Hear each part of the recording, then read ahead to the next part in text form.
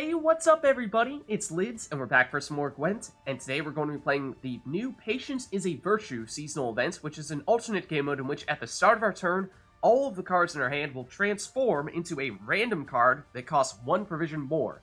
That means we have very little control over what ends up being in our hand. However, there are still a few tips and tricks that I can give you, so let's take a look at the deck.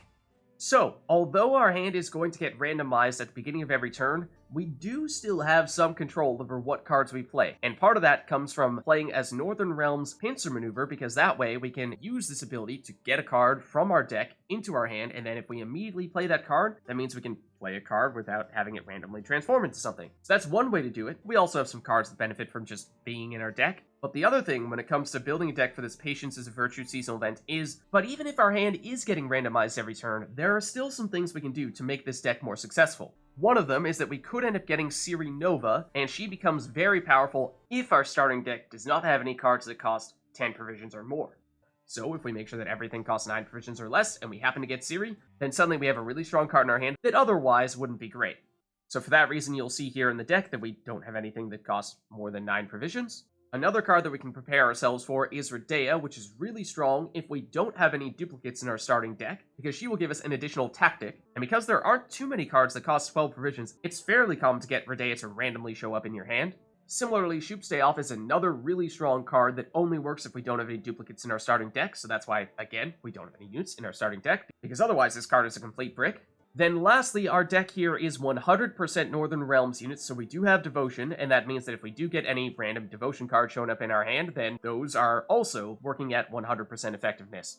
That means cards like Unseen Elder become much more powerful, and because this costs 12 provisions, and again, there aren't very many cards that cost 12 provisions, it's fairly common to get him to show up randomly in your hand as well as any of a number of other Devotion cards. And one other quick mention here is you'll see that if we scroll through here, we generally have a good mixture of the different provision costs with our cards, because that way we're trying to prevent ourselves from, say, having a bunch of cards that all have the same provision costs.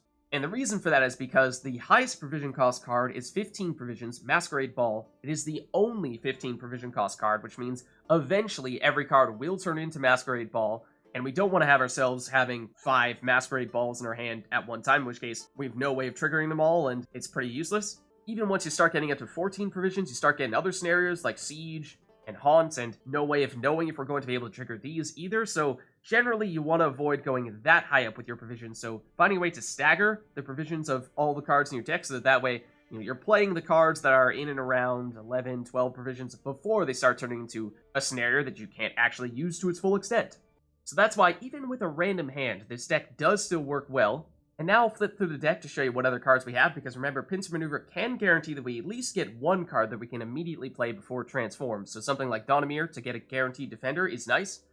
And Dandelion is interesting because he has been reworked, and remember that now he's boosting unit in our deck, so we could say boosting unit in our deck a lot with Dandelion over time, and then use Pincer Maneuver to get it out before it transforms, otherwise lose those boosts when it does transform.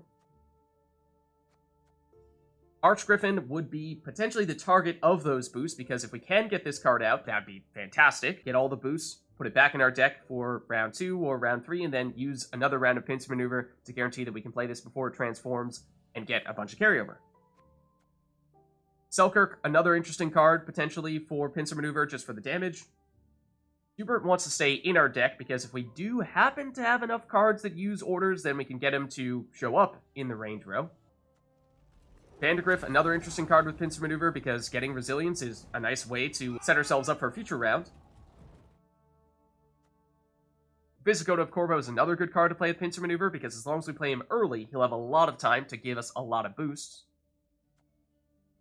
Istredd is another interesting one, because if we play him, he will give us the ability to basically mimic the effect of Pincer Maneuver, drawing cards and putting cards back into our deck. So that means that, again, that gives us another way to guarantee that we can play a card before it transforms into a random card. Then we have a few special cards in case we have ones that, say, spawn or create special cards from our starting deck, or actually tutor them from our deck. Margarita, also useful card to keep in our deck, and potentially use with Pincer Maneuver in order to get a guaranteed lock, in case our opponent has some ability that we really want to shut down.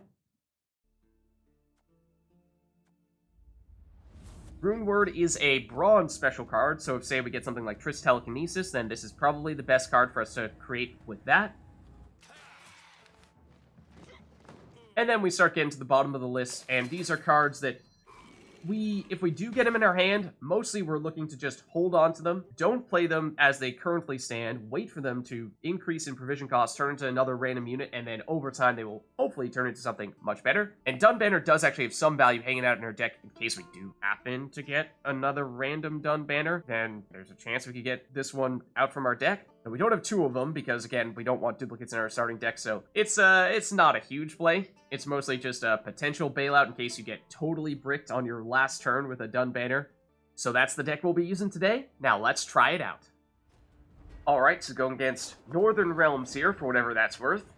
And they'll go first. Okay, so remember that any card that we have in our hand, even on our first turn, is going to immediately transform. So anything that we like, we want to keep in our deck and try to use Pincer Maneuver to get it out. So I'm thinking things like Vandergrift probably goes back in the deck. Margarita, Istredd, Seltkirk, even Corvo and Hubert, all cards that we would probably like to have staying in the deck, so take your pick here. I think, let's make sure we put, I don't think Hubert has a great chance of actually working, so why don't we put Margarita back, and why don't we put, how about Corvo back?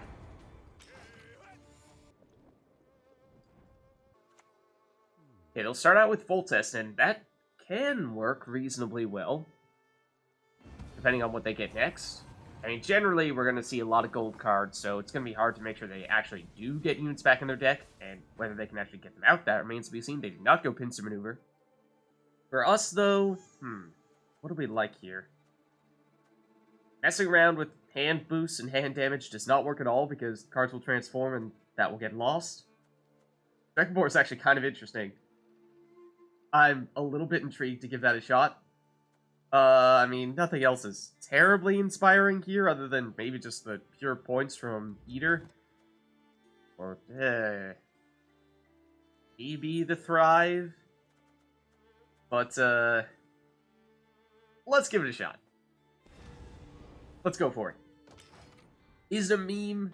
Yeah, mostly, to be honest with you. But I want to see what happens from it.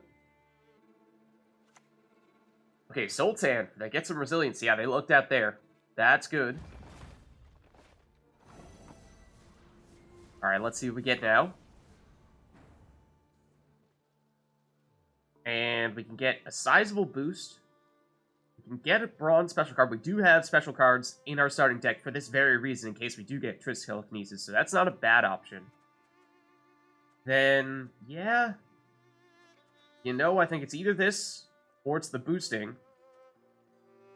And so let's try Triss. It's probably a little bit riskier, whereas this is just a simple, straightforward 10 points, but let's try it. So let's see, we can get... Yeah, I think Runeword's probably the best option here. We end up with... I think Spellweaver's probably the way to go. Let's go for that. Alright, then Strigobor should trigger here. And we'll get Dandelion, damage down to a 1, and then transformed. And, I mean, we did have some cards hanging out in our deck that we wanted to keep in their current form, not transformed. Dandelion, although not at the top of the list, was still probably on that list. So, in truth, yeah, Strigobor was, like I said, mostly for the memes, and in truth probably had a decent chance of backfiring on us, and to a small extent, you could say that it did. But it also gives us a 9 provision cost card that will transform into a 10 provision cost card in our next turn, so we'll see what comes of that. Okay, Mad Kean, really. That's an interesting choice you make there.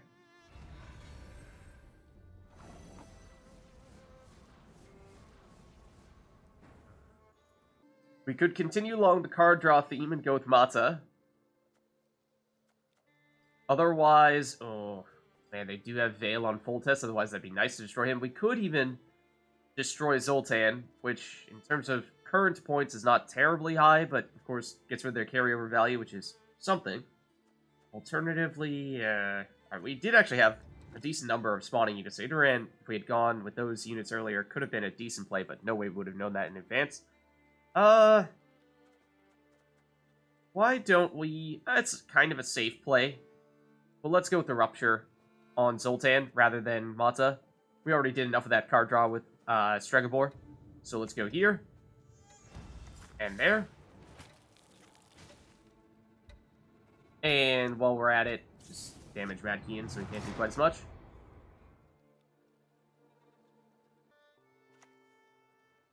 Okay, Corvo, he's good.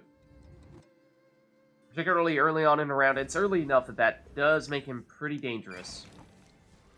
And put him next to Foltest where he'll get boosted, making it harder to get rid of him. It's also a bit of an issue. However, wait a second. Where did your Rupture go? Question mark?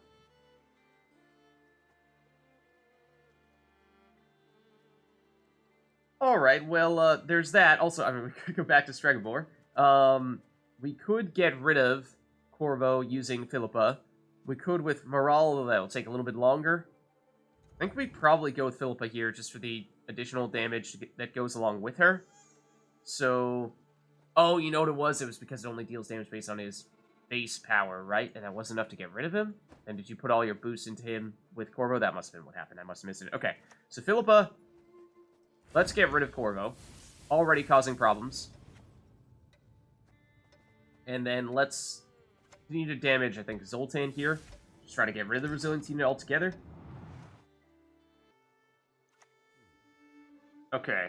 Going the damaging route, or are they going melee route? Looks like they're going range. So they're splitting the damage.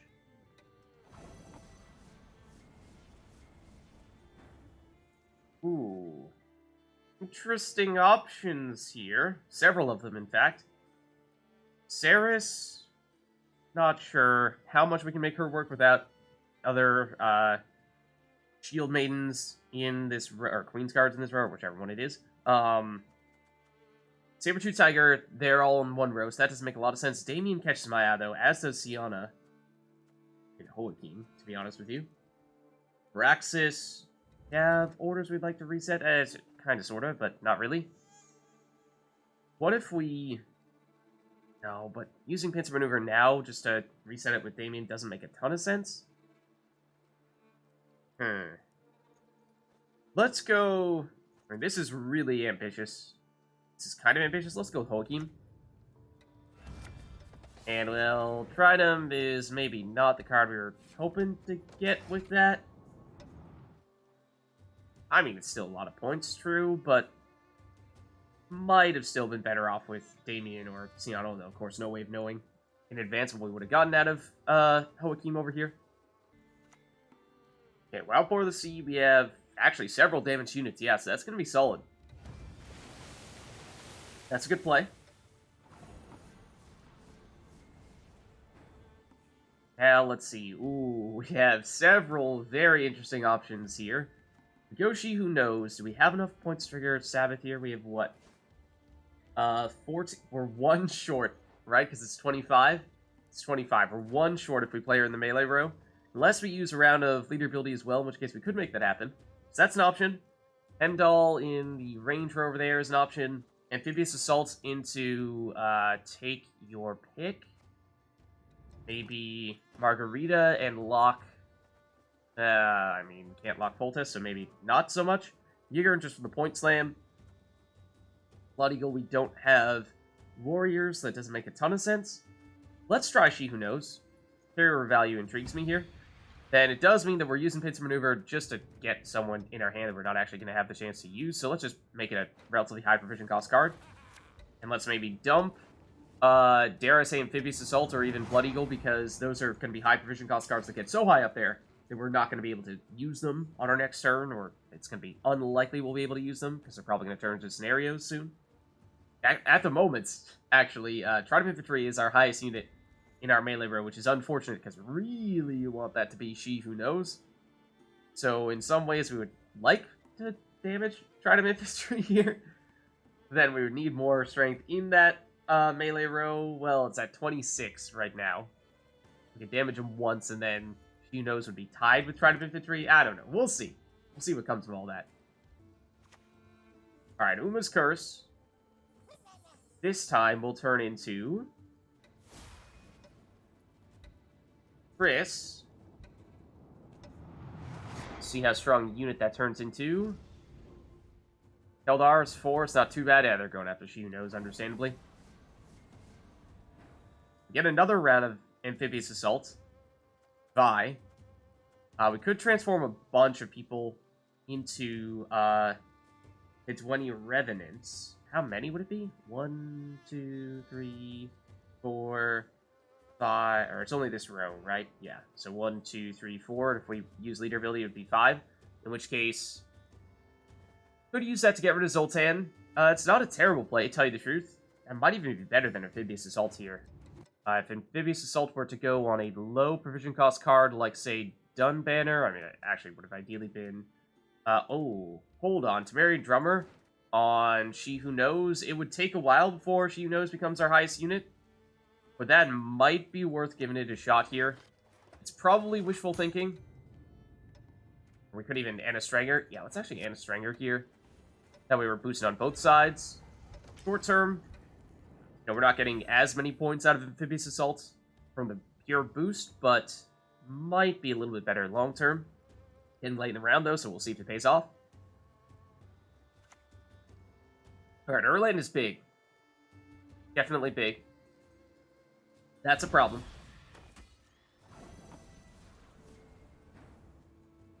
And so we now, exactly, start getting a bunch of snares. Masquerade Ball is guaranteed at 15 provisions. It's the only 15 provision cost card. Feign Death, almost no way we can trigger this. Lambert Swordmaster, not terribly relevant here. And Roach Merciless, again, we could still get rid of Zoltan altogether, and that's not terrible. But I'm thinking this is probably looking like an opportunity to go with our last round of Pincer Maneuver here. And what I'd like to do is I'd actually like to go with either Corvo or Temerian Drummer. Let's go... I guess we'll go Corvo. I was thinking originally Temerian Drummer, but in theory, if this round goes a little bit longer, then Corvo does, of course, become better. Let's put Masquerade Ball back in the deck. Actually, should have done Feign Death, probably, because that would have turned into Masquerade Ball next turn. But now we go and use these charges on She Who Knows, and we're just going to try to get it to the point where She Who Knows is the highest unit here. That's the idea. Alright, and Roints. Not sure how much they're going to be able to actually set this up. Oh, man. They got rid of Vysogota, which hurts. We could get our own round of King Foltest now. This actually... Hold on. On second thought... Yes, please? Now, the silly thing is, they can actually make it so this combo doesn't work if they use their points ability by boosting us with one of our other units. Not sure they're going to be willing to do that. If they do it on Tridam Infantry, then they're just giving us a 2-point boost. That's not so bad for removing 10 or so points of resilience on net. That does work out in their favor, but I'm not sure if they see that line. And they're going Nivellen. Oh, no. Don't move them. Don't move them. Well, hold on. We do still have enough points in this row to trigger Sabbath. Okay, I was concerned for a second that you're going to mess with our Sabbath. You could have done anything to move Anna Strenger or the She Who Knows to really mess with that, but you did not, so thank you. We got Jacques. It's either that or it's resetting someone with Spores, which on Mad Kian is what? A 7-point play here, whereas Jacques is worth a little more than that, right? So we probably do stick with Jacques here. I think we go that route.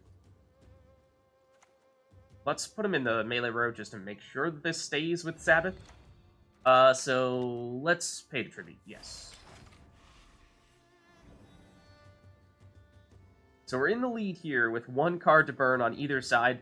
Problem is our last card is Spores right now, which is a 4 provision cost card. So it's going to turn to a 5 card next turn. Oh no. Erland, well, they don't have time to trigger his ability, right?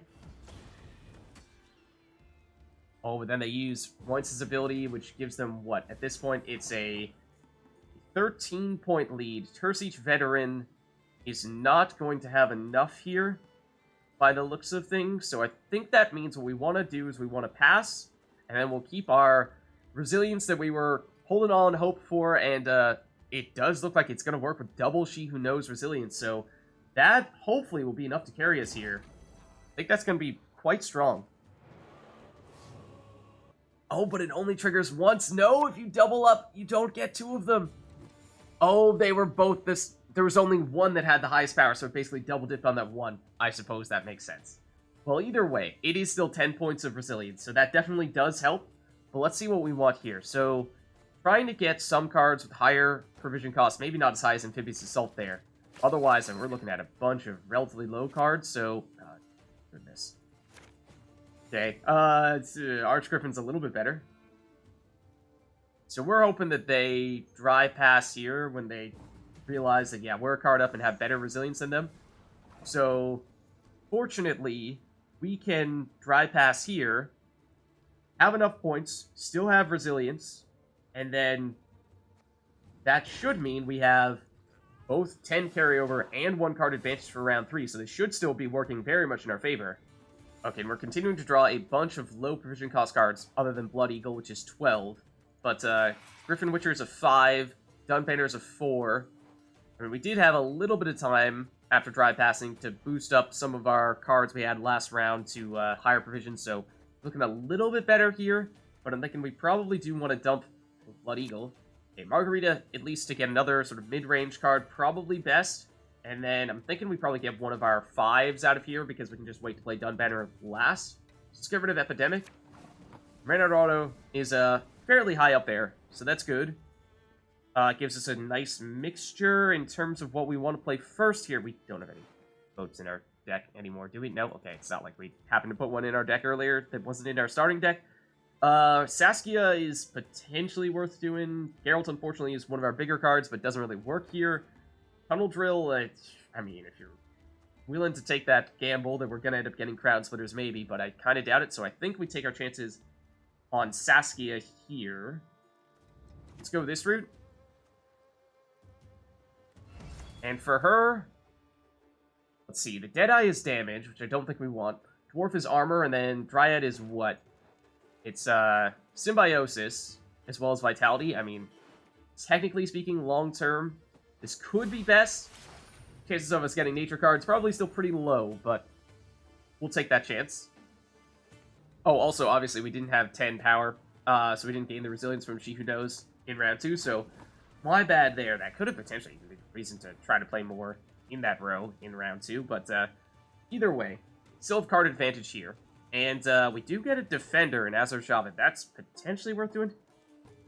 Lippy, you know, I don't think it matters much when we probably aren't going to get much in the way of tutors. I don't think we have any discard synergies happening here, if I'm not mistaken. So, I don't really think that makes a difference at all. Otherwise, we do have at least one Scorytelkar here. Don't have dwarves, though. At least not at the moment. This is not terrible. But alternatively, we go for the Defender. I think maybe we do go for the Defender, just in case. And, yeah, let's pay the tribute. Alright, you poisoned our not actually Defender, so I think we're fine with that. Azor Shaman taking the hit for us. Well, that card looks familiar. Where'd you get that?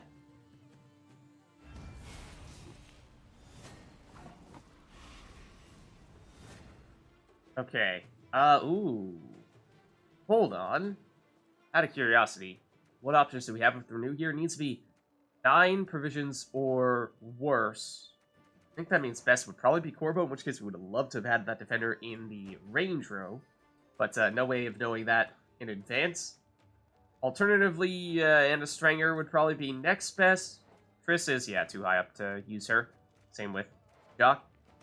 So, if we were to use Anna Strenger just somewhere in between, or maybe even in between defenders, just make it harder to get through those. That's not a terrible idea. Let's do it. But I think we do go for Corvo here. It's a little bit on the high end, has the potential to be a little bit better. Because this should be at least 2 boosts per turn, whereas Strenger was probably going to be only 1, assuming that we weren't going to have a way to boost her and make her inspired. Okay, Regis. I mean, you can do it on, I suppose, this defender that we just boosted. But that's about it. In which case, probably don't want to make a point of boosting those right now. Ooh. Ooh. Hold on. Master Mirror is an interesting one. It actually doesn't really do anything at all for this event, right? It is basically, in some ways, this event is almost like the Master Mirror event. But, Blood Moon, for 5 turns on their melee row, is a little tempting, just for the damage. Alternatively, Living Armor for more points on our side. In either way, Blood Moon, how much damage does this actually add up to? I think Blood Moon will end up being a little bit higher. We don't have any ways of giving armor, and I'm not sure we can rely on that happening. So let's go that route. And then let's boost... yes, we'll go with... I deliberately want to try to avoid something like, say, an Igni if possible, so we'll try to keep them not on the same numbers. Okay, Gerhardt can become pretty solid. See if they use that ability immediately, or if they do try to use the Patience. Or they have defenders blocking them, so I suppose, yeah, it's fairly safe to rely on that Patience. Damien. Now that we've used all of our leader ability charges, you could be worthwhile. Not sure we're going to be able to damage Olaf. Shipping Nature is, it's good. It's what? 8 points, assuming we go for the full boost. It is also a Nature card, actually, so that does mean that we get some procs of Symbiosis. How much is that worth? That means, what, like 9 points, in truth? Do we prefer that, or do we prefer Damien?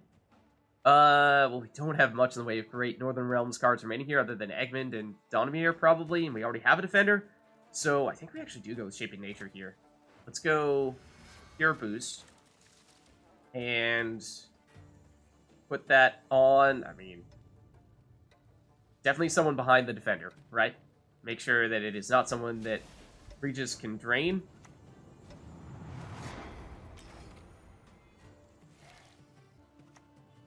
Keltullus, we do have more units than them. Fortunately, we do have some 1-power units, so those will be the first to go. Alright, and it is the defender, unfortunately. I was hoping it would just be this Wandering Treant that we just created. Unseen Elder, very good when we have Devotion. Especially when we got some bleed stuff going on already. So, yeah. That is, without question, the play here. We don't really have any options here other than to give this to a defender. Then we can boost some people. Let's boost Unseen Elder a little bit, I guess. Then I want to make sure that you're the next one to go down from Keltullus.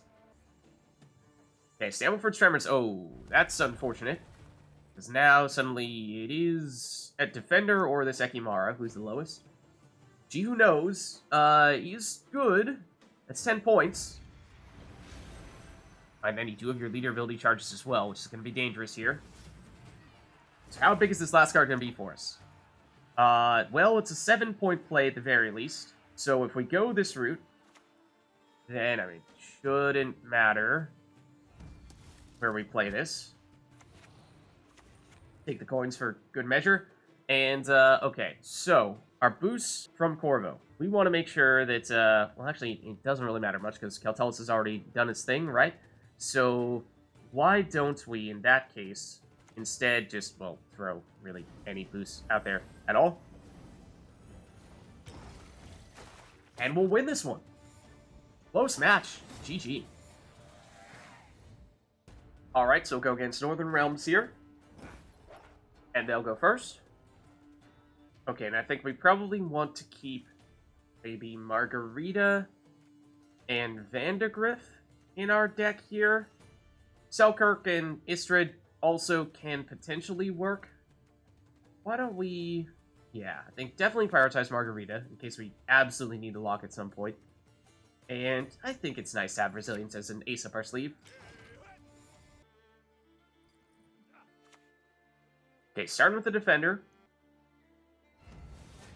They're choosing the range row. Of course, no way of knowing at this age if they're going to get cards that need to be in the range row or need to be in the melee row.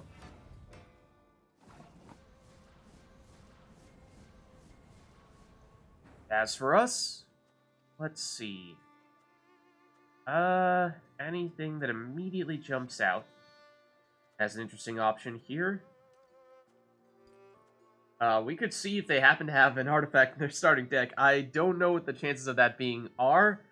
If they don't have one, then this is just about a dead card, so that's maybe a risk that's best not to take. Let's see, and, well, you're 9 provision, so Vivian doesn't really work for you either. Yeah, this is a pretty weak starting hand here. Not terribly impressed at the moment. I think Black Blood might even be our best option here, but then again, it's possible they don't get any boost going forward. So, you know what?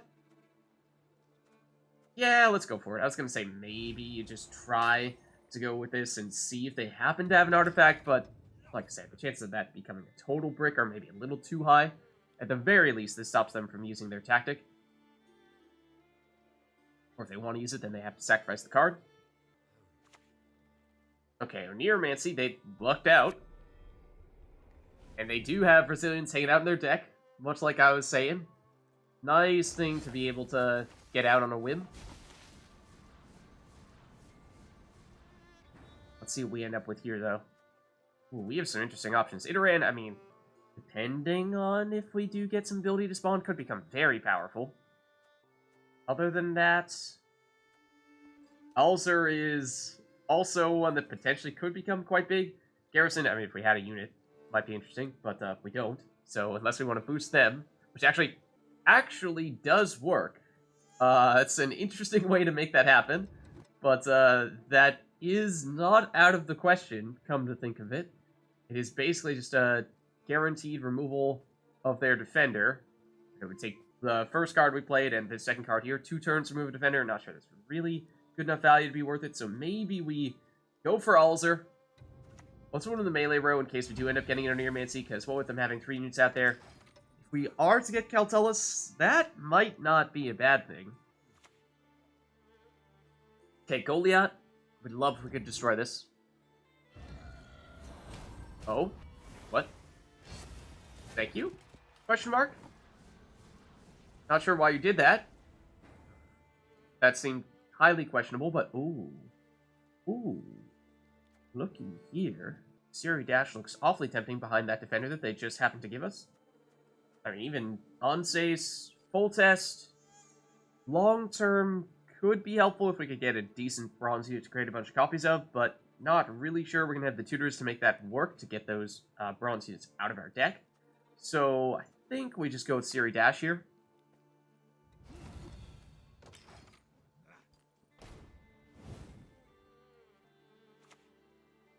Okay, they will have some damage, though not going to be enough to break through our defender yet. What we'd end up with here is, ooh, potentially some resilience. That's tempting. We could actually benefit from Garrison now. Other than that, Fire Mutated Hound, long term, does become quite big. So that's not a bad idea. She-Troll, I don't think we can set up. Elias, no thank you. And we don't have the Deadeyes to make this work unless we go in the range row, in which case, what, you're an 11? Not bad. But if this round goes longer, then I think you probably still outpoint you.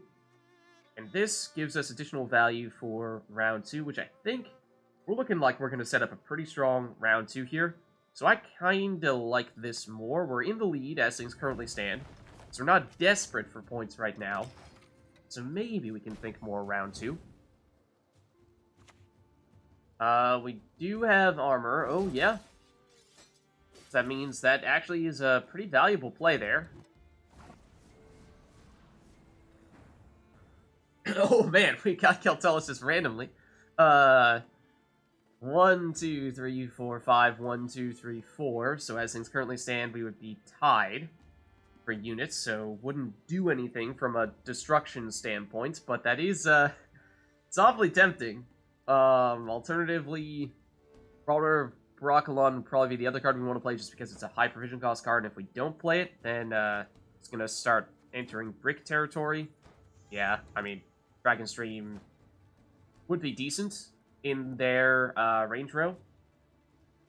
But, I mean, you gotta go with Keltalis, right? I mean, you just gotta. You just gotta. It does mean that now our leader ability is just about off limits, because that will, remember, spawn in a 2-power volunteer, and that means we're gonna have more units on our side, so we're likely destroying our own units if we go that route.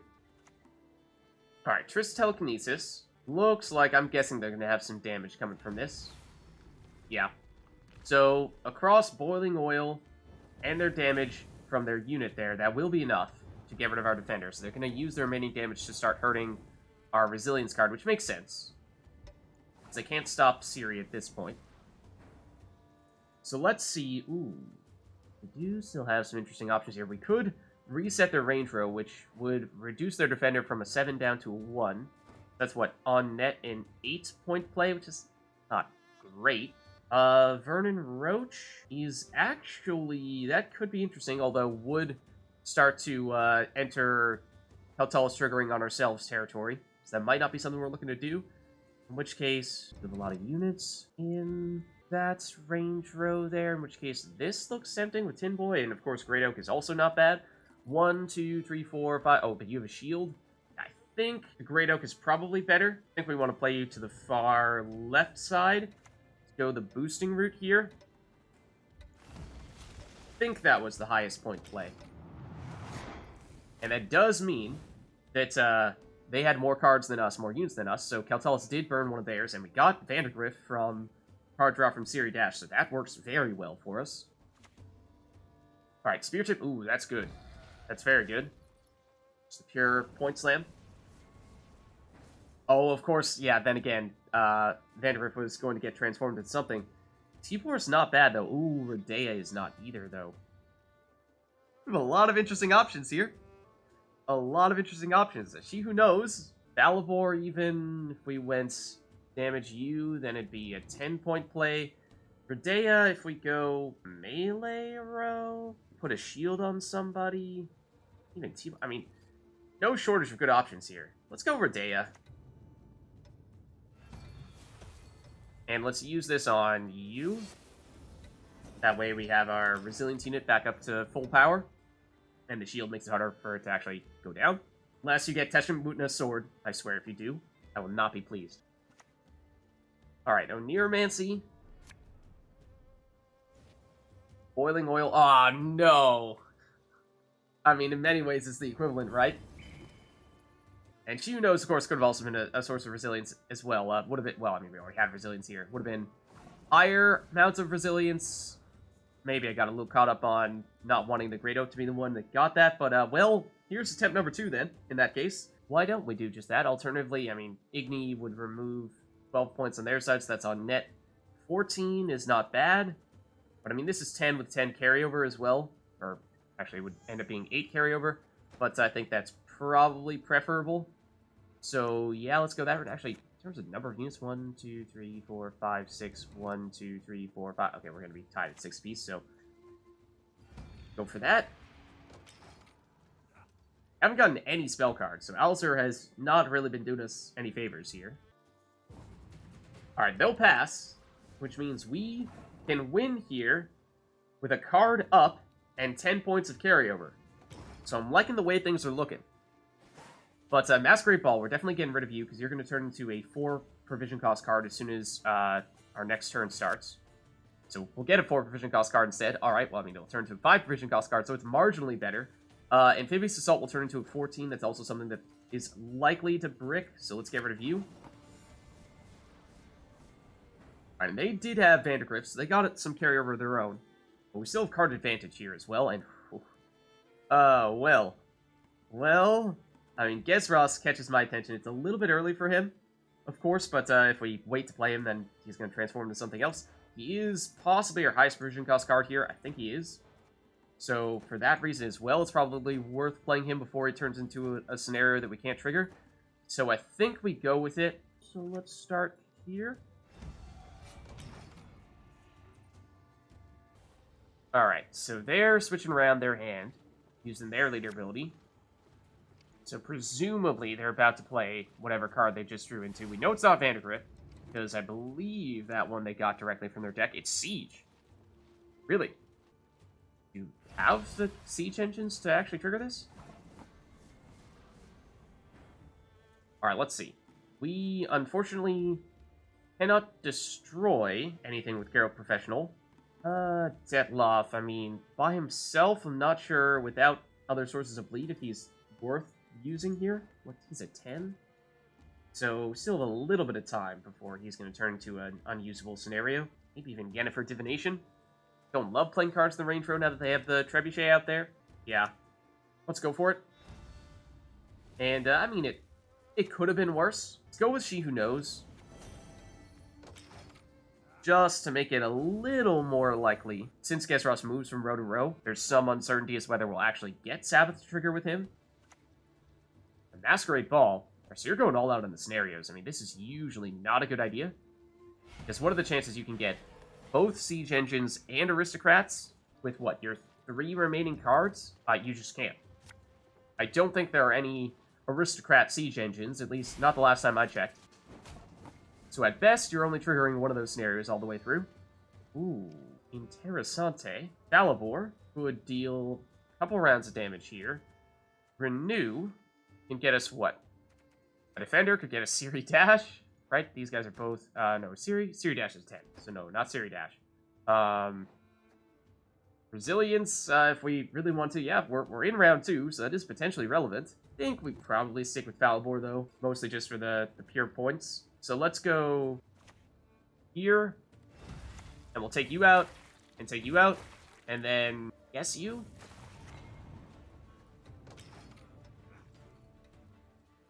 And I want to get this guaranteed Sabbath triggering here, so it's close with She Who Knows plus Falibor. But again, with Gesros hopping from row to row, that just makes things a little more complicated. Alright, Igni, though, well, so much for that plan. So good counter. And let's see. Ooh, 4 big cards here. Can we make you work? And if we do, is it even worth it? It's fairly likely we can get something with a 5 or 4, maybe even a 3. But, does that really matter? Or that's not a huge point swing. Setting the power of a unit to 10? That's something. A Leo, I mean, can destroy Geralt Igni, but that's not helping us too much. Snowdrop is a decent amount of points here. If we are to use our leader ability, then we could, say, get Corvo maybe would be best. Yes, we'll go with this. And you have a 5, right? You do have a 5. So let's discard you. And destroy you.